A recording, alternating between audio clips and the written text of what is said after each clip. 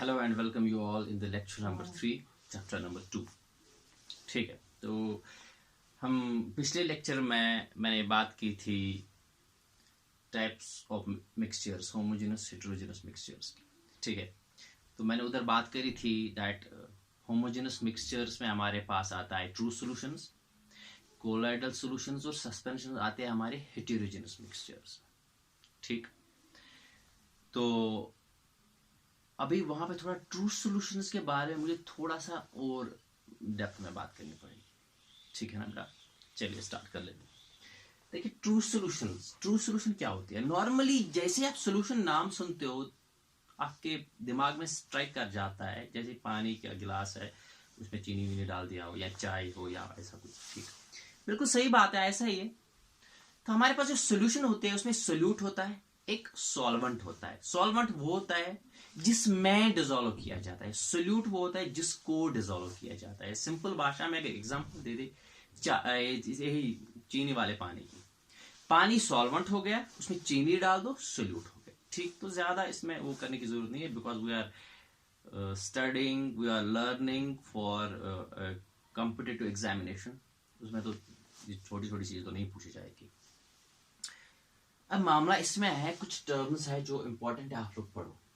सबसे पहले solubility. Solubility क्या होती है? सॉल्युबिलिटी का मतलब होता है the maximum amount of A solute that can be dissolved पर लीटर ऑफ दिस सोल्यूशन। आप इस चीज को छोड़ो, आप सिंपल अल्फाज में इसको समझो। वो ये है, अगर हमारे पास पानी का एक गिलास है तो उसमें हम ज्यादा से ज्यादा कितना चीनी डिसॉल्व कर सकते हैं, उसको बोलते हैं सॉल्युबिलिटी। ठीक, ओके। वैसे भी इन डेप्थ हमें ये टॉपिक पढ़ना है, जब हम 12th स्टैंडर्ड को टच करेंगे तो उधर सॉल्यूशंस एक यूनिट है, उसमें जरूर पढ़ना है, वो पढ़ना ही पढ़ना है, उसमें से क्वेश्चन पूछा जाएगा। ठीक है, तो इधर भी थोड़ा सा इसको इग्नाइट करना है आपके दिमाग में, आपके जहन में। ठीक, तो सॉल्युबिलिटी का मतलब आपको समझ में आ गया कि maximum amount of solute that can be dissolved in a solvent. अब दूसरी टर्म है हमारे पास अनसैचुरेटेड सॉल्यूशन। अब हमारे पास सॉल्यूशन है और उस सॉल्यूशन में पहले, फॉर एग्जांपल हमारे पास पानी का गिलास है, उसमें पहले से चीनी डाल रखा है। ठीक है, अगर हम उसमें और चीनी डालेंगे और वो भी डिसॉल्व हो जाएगा, दैट मीन्स कि वो जो सॉल्यूशन पहले से थी वो अनसैचुरेटेड थी। So that means unsaturated solution is a solution in which more solute can be dissolved, जिसमें हम और ज्यादा solute dissolve कर सकते हैं। ठीक, ये बात भी क्लियर हो गई, ये बात भी क्लियर हो गई। Saturated solution क्या होती है? Saturated solution होती है वो solution जिसमें हम और ज्यादा solute dissolve नहीं कर सकते हैं। जैसे ये पानी का गिलास है, इसमें चीनी डाला हुआ है। ठीक है, चीनी वाला पानी बन गया। अब ऊपर से आप और चीनी डाल रहे हो लेकिन वो डिसॉल्व नहीं हो रहा है।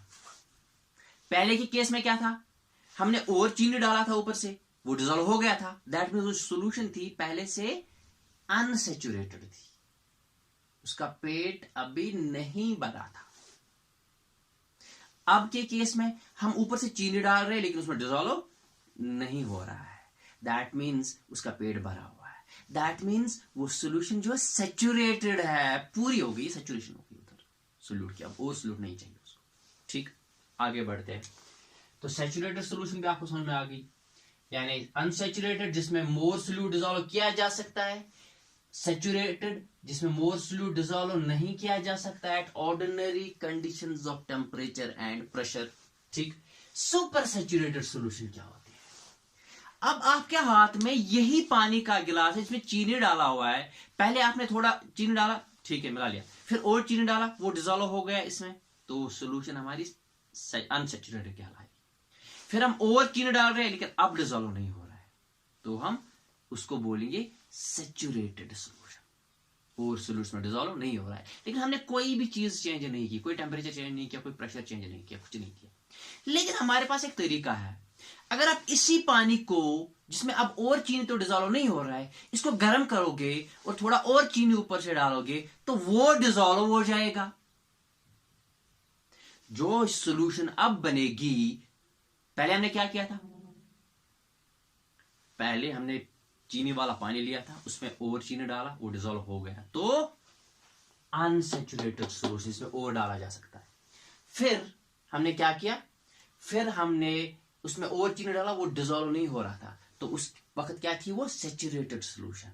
लेकिन अब हमने क्या किया, हमने इसी पानी को गर्म किया और चीनी डाल दिया, अब ये डिसॉल्व हो गया, पहले नहीं हो रहा था, अब डिसॉल्व हो गया, तो इसको हम बताएंगे कि ये सुपर सैचुरेटेड सॉल्यूशन बन गई।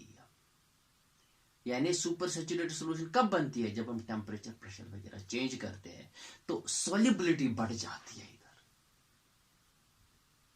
बात समझ में आ गई, सॉल्युबिलिटी बढ़ गई टेम्परेचर वगैरह बढ़ाने से।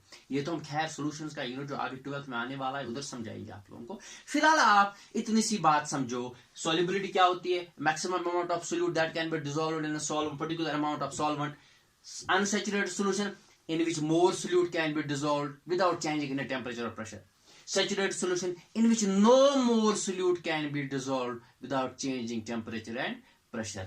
Supersaturated solution in which no more solute can be dissolved even on changing temperature and pressure, क्योंकि हमने इसमें पहले से ही टेम्परेचर प्रेशर चेंज कर रखा है और सोल्यूट डिसॉल्व किया है, अब ये पूरा भरा पड़ा है, अब इसका पेट पूरा हो गया, अब इसको और कुछ इसमें हल नहीं होने वाला।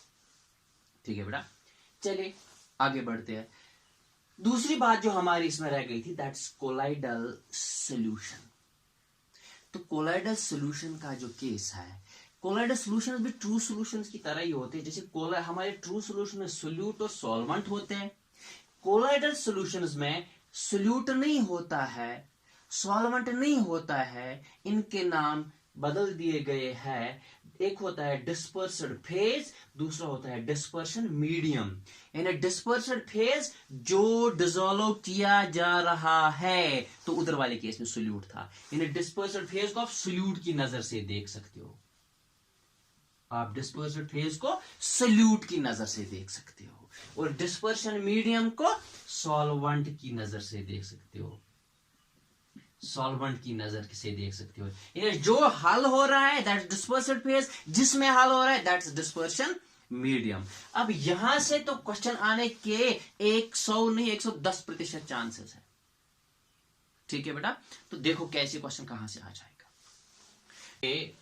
कोलाइडल सॉल्यूशंस पे, कोलाइडल सॉल्यूशन में हमारे पास डिस्पर्स्ड फेज होता है, डिस्पर्शन मीडियम होता है। ठीक, हाँ, तो ये देखो बेटा, यहां से क्वेश्चन कहां से पूछा जा सकता है। ठीक, तो यहां क्वेश्चन पूछा जा सकता है इधर से। आप देखिए मैंने इधर टेबल बनाया हुआ है, dispersed phase, dispersion medium, name of colloid, फिर एग्जांपल।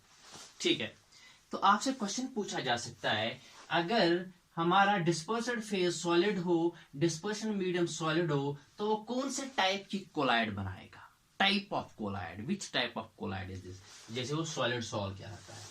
सिमिलरली अगर हमारा डिस्पर्स्ड फेज सॉलिड हो, डिस्पर्शन मीडियम गैस हो, तो उसको क्या बोलते हैं, वो कौन सा कोलाइड है, एरोजोल। ठीक है, अगर हमारा डिस्पर्स्ड फेज गैस हो, डिस्पर्शन मीडियम सॉलिड हो, तो वो कौन सा कोलाइड कहलाएगा, उसको बोलते हैं फोम। एग्जांपल जैसे शेविंग फोम। ठीक है बेटा, तो इधर लिखा हुआ है मैंने। हाँ, एक और टाइप का क्वेश्चन पूछा जा सकता है, तो आपको ये सारी चीजें याद रखनी पड़ेगी।